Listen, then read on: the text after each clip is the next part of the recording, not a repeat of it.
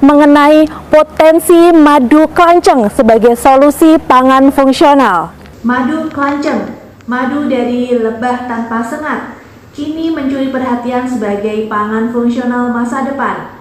Tak hanya manis alami, madu ini rendah gula, kaya antioksidan, dan mengandung probiotik alami yang baik untuk pencernaan.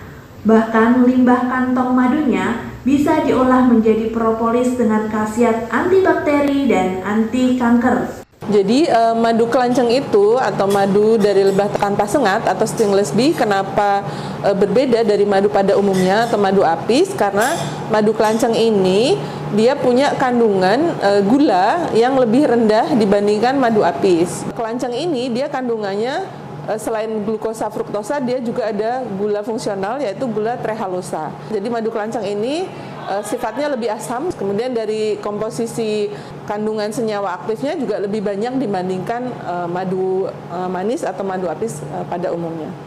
30-40% komunitas bakteri pada madu klanceng itu merupakan bakteri asam laktat. Probiotik yang kita isolasi dari madu tersebut juga kemampuan antioksidannya bagus. Jadi selain madunya sendiri punya kemampuan antioksidan, juga dari bakteri yang memang hidup di dalam madu tersebut juga punya kemampuan antioksidan. Madu klanceng direkomendasikan atau dibolehkan dikonsumsi oleh penderita diabetik karena di dalam madu klanceng itu terdapat gula yang indeks glikemiknya rendah.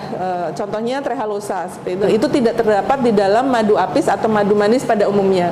Jadi ketika penderita diabetes masih ingin mengkonsumsi gula, kami menyarankan mengkonsumsi madu klanceng seperti itu, tapi tetap dengan batasan tertentu.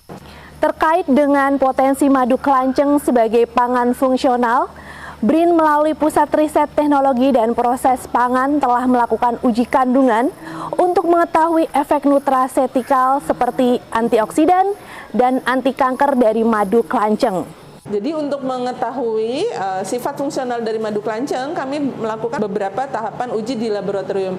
Yang pertama kita melakukan uji fisikokimia, yaitu karakteristik seperti viskositas, pH, kemudian warna, itu menggunakan alat-alat yang ada di BRIN di laboratorium. Kemudian yang kedua kita menguji kandungan mikrobiologi seperti total bakteri, kemudian total jamur, kita juga uji. Nah, berikutnya untuk sifat fungsional kita menguji karakteristik dari kandungan antioksidan. Berikutnya kami juga menguji kemampuan antidiabetik, yaitu secara in vitro menggunakan alpha glukosidase inhibitor. Demikian liputan kali ini, saya Yeni Indri Hapsari mewakili kerabat kerja yang bertugas pamit undur diri.